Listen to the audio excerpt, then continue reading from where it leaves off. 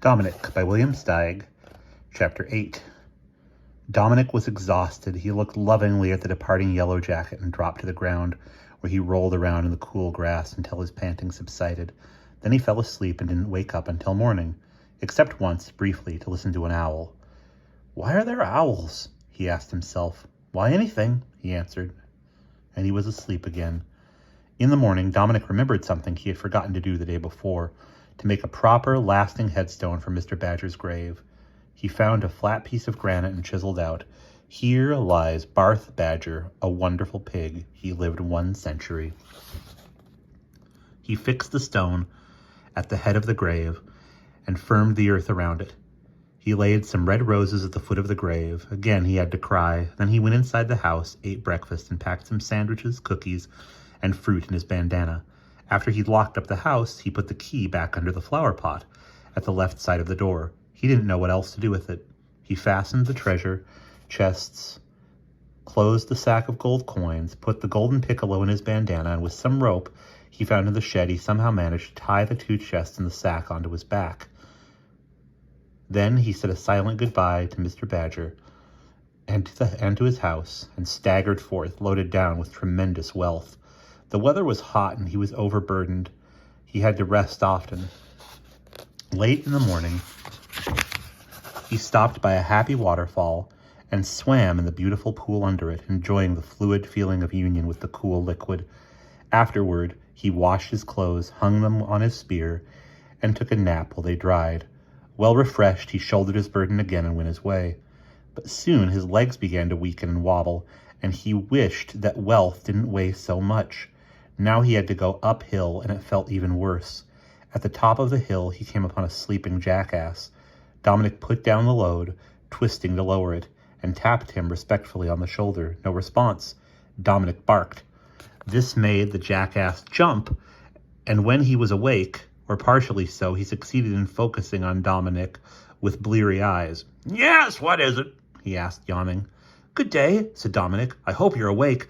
I have a proposition to make you. Do you see that baggage?" The jackass focused his tired eyes on the chests. "That baggage is full of treasure, pearls, gold, and precious stones. By the way, my name is Dominic. What's yours?" "Elijah. Elijah Hogg," said the jackass. "What do you do? Or how do you do?"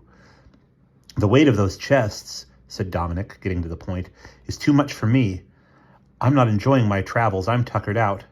I'll give you half of what's there, if you'll carry my stuff, and me too." "How far?" asked Elijah. "How far?" Dominic repeated. "That's a good question. How far? How about our becoming companions and making it pretty far and quite a while?" "Let's see the stuff," said the jackass. Dominic opened the chests in the sack. "It's a deal," said the jackass, too confounded to say any more. The agreement settled, Dominic ate a sandwich and while Elijah browsed in the clover. Then Dominic lashed his baggage onto the jackass and, with a running leap, took a seat in front of it. They started down the other side of the hill. "How much easier," thought Dominic, "to ride than to walk. What a luxury. I do nothing and yet I'm moving forward, getting somewhere and my baggage with me." Dominic was not at all lazy, far from it, but he'd worn himself out carrying so many times his own weight. "Tell me, Elijah," he said, "have you ever run into the Doomsday Bunch?" "Have I ever? I certainly have," said Elijah. "They tried to get me to join their gang, and guess what?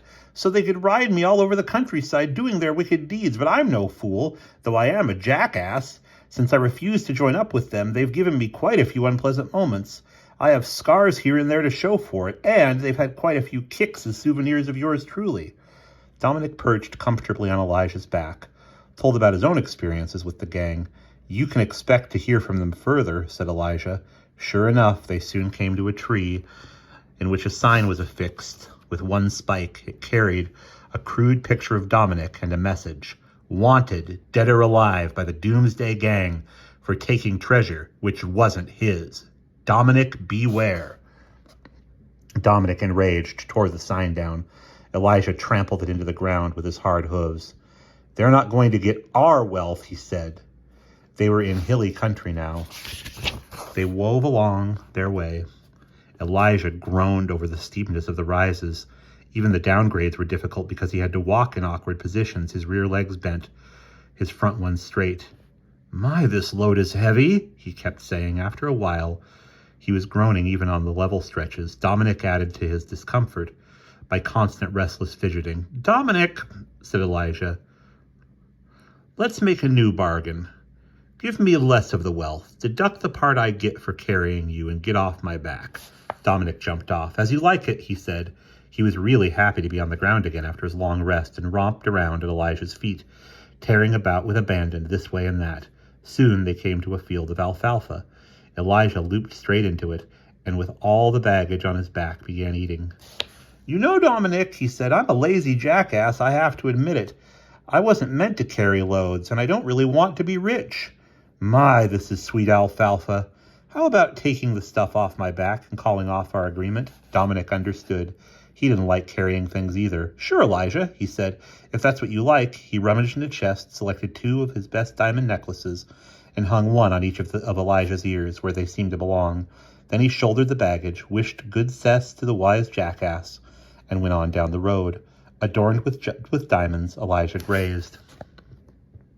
He intended to live near that field of alfalfa for as many days as it took him to eat it, not rushing to finish and indulging in all the daydreaming and stargazing that such work required. And that's the end of chapter 8.